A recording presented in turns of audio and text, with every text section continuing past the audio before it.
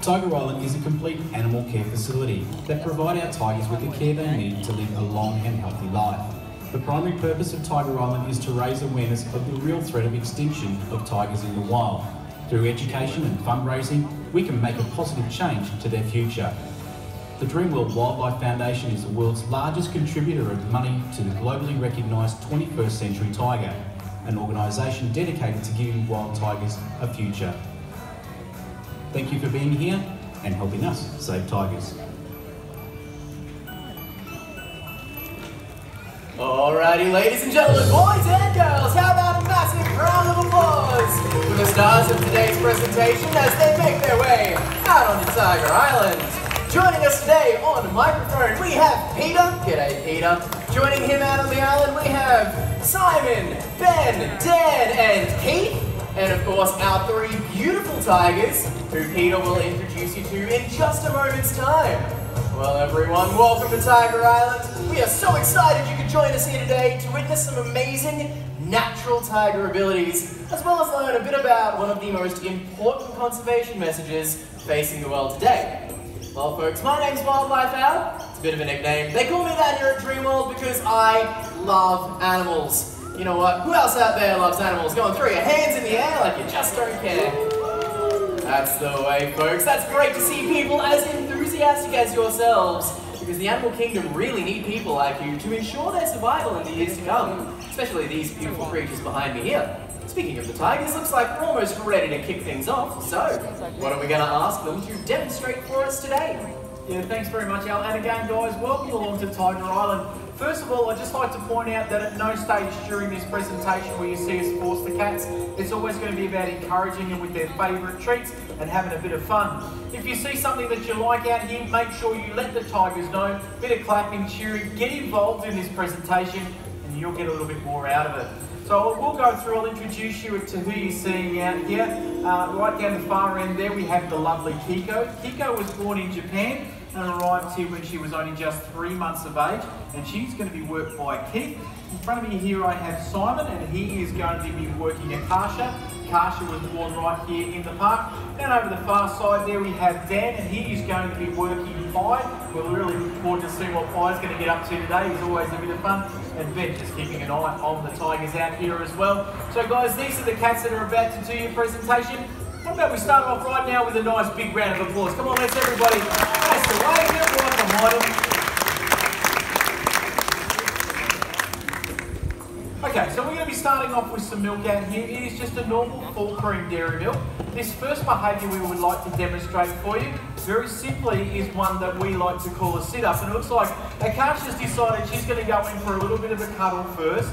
And Pi's decided the shade over there is a great spot to sit. And you can see Kiko over there has found as well. But there we go with Akasha. Let's give her a round of applause. And Pi makes his way over also. Now, the sit-up behaviour is generally used by a tiger to gain a little bit of height from their body. So perhaps they're walking through long tall grass, trying to locate prey, trying to locate position. Maybe they're trying to pick up a scent mark on an overhanging branch or rock. This is exactly how they would go about doing that. Yeah, he's moved his way over, which is fantastic for Pi. Now for us in this position, it is a great way to give everybody over there a much better idea of how big the tigers are. But obviously if they push up on their back legs, they're going to be a little bit taller again, and that's what we're going to show you right now when we stretch them up into what we call a rise. Two types of rises for you. Pi up against the tree over there, and the traditional Tiger Island rise with Akasha up on Simon's shoulder there. Now this is a way that a tiger would mark territory in the wild. You can imagine them leaning up against a tree, digging their claws in the bark. That of course is going to leave a visual indicator that they've been there, and let any other cats know just how big the dominant male or female of that territory is. Probably feels really nice to them as well, stretching the ligaments in and around the claw area, and helps to keep their claws in tip-top condition by removing any bit of dead claw that might be there. So again, very functional behaviour for tigers. You can see Kiko getting involved doing her little sit-up there.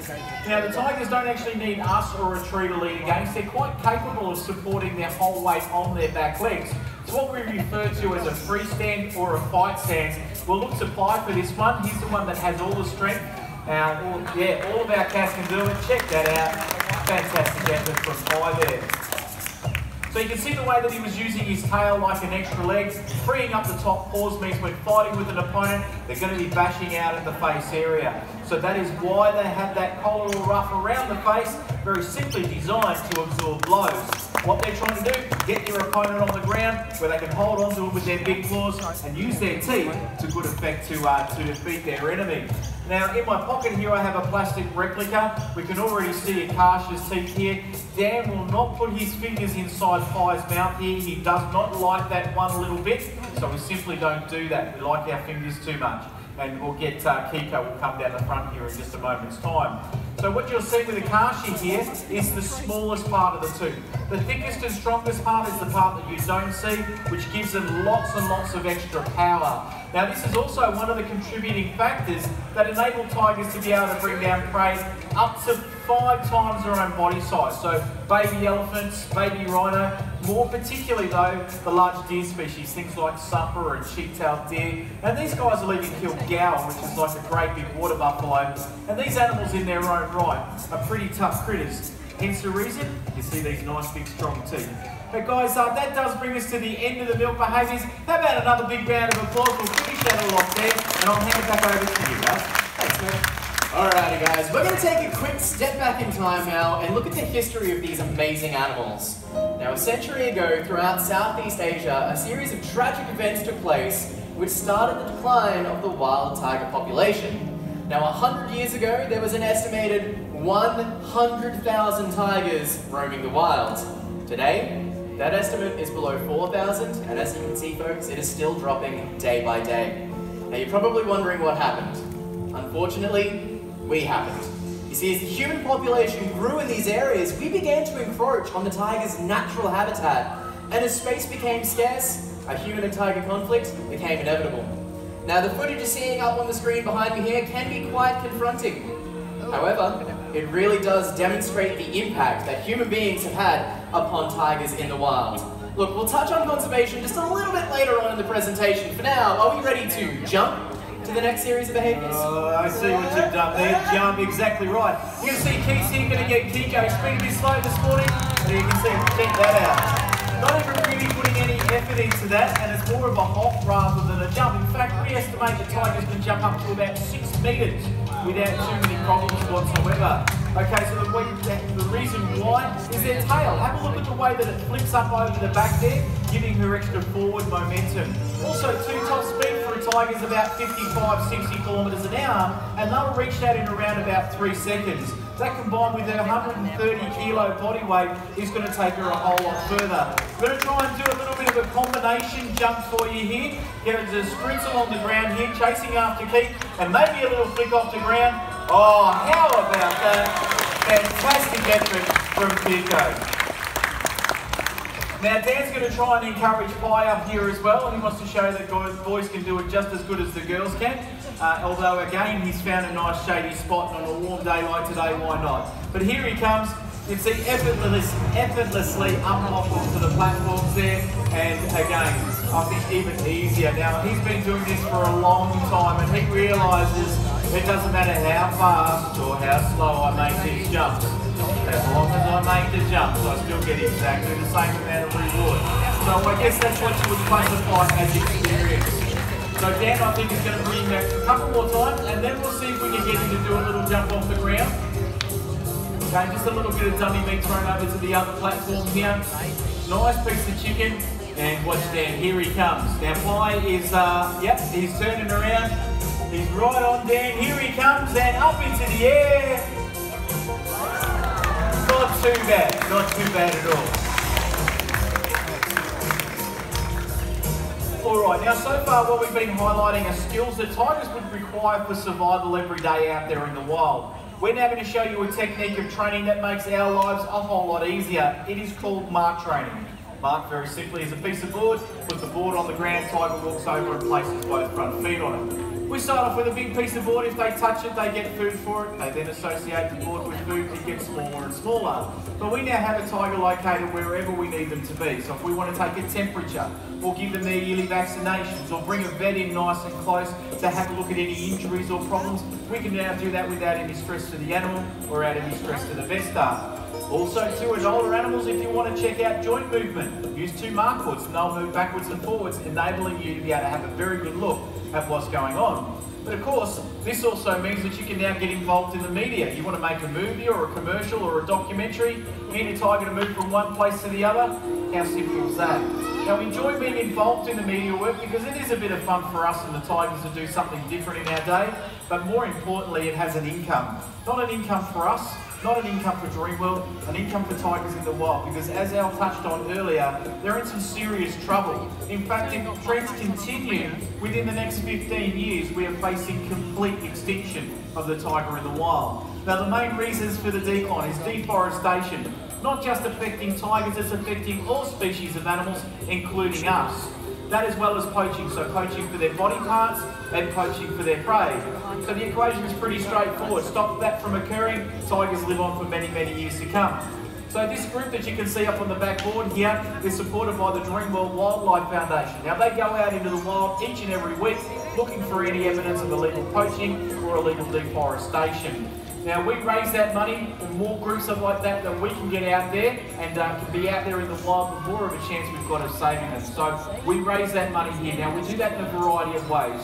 You may have already noticed the donation boxes around Tiger Island, okay? 100% of whatever is put into those donation boxes, even if it's only 5 cents, guys, goes offshore to help support groups like that. If you walk through the shop, you might have noticed the tiger painted paw prints. You'll see some footage of that right there, in fact. They're $10, each individually painted by us and the cats out here.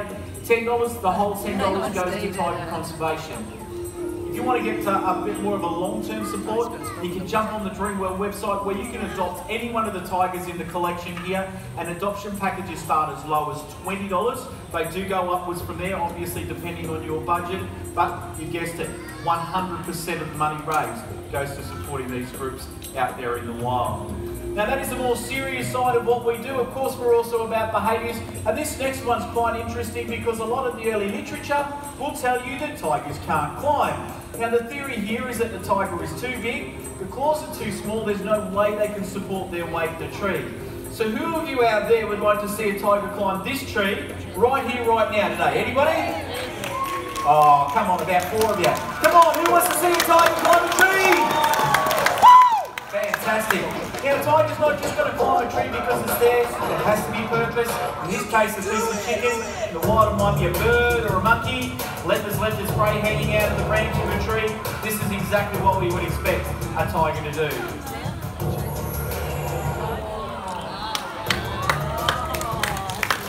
How about that? Incredible upper body strength that he's using at the moment to hold himself up there, finish off his bit of chicken, have a bit of a look around, and now he's making his way back down. Okay, look at the tail here. Whipping around like that is helping to balance him as he's coming back down the tree. So, very, very important part of their balance is the tiger's tail. How about we give him another round of applause? Maybe just a brief reminder as well, if you ever find yourself confronted by a tiger in the wild, don't try climbing a tree. Alrighty folks, that brings us to the grand finale of today's presentation, and you guys are in luck because this happens to be my favourite behaviour. Now I'm not going to give too much away, but Peter has agreed to let us cue the behaviour. We'll do a little practice right now. I'll count to 3, and I'm going to get you guys to yell jump as loud as you can. 1, 2, 3, go! Oh, you can do better than that, folks. 1, 2, 3!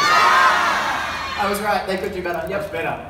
Much better. Okay, so you're going to see the first thing we do is actually lay the tigers down. This is actually the first part of the training, is getting them to lay down wherever we need them to be.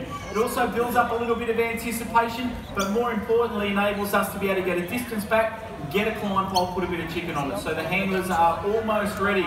You sound like you're ready over there. And this is going to be pretty cool. So keep your eyes on them. Should be fun to actually be picking up. Alright, so here we go, guys.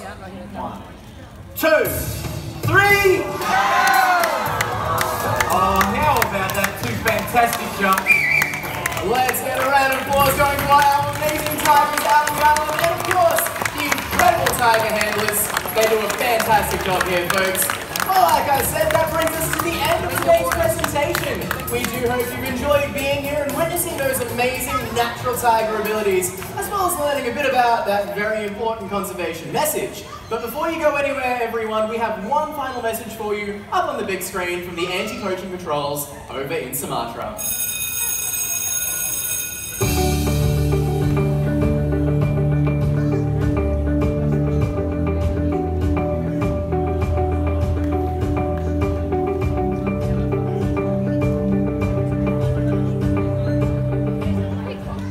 Terima kasih atas bantuan dalam pelestarian harimau Sumatera. Okay, thanks very much for joining us, guys. Thank you very much, Al. Now, guys, I'd like to invite you to come on down the front, but I will ask you to please use the stairs, and also, too, don't step over the rail, but come on and take some close-up photos and enjoy your day.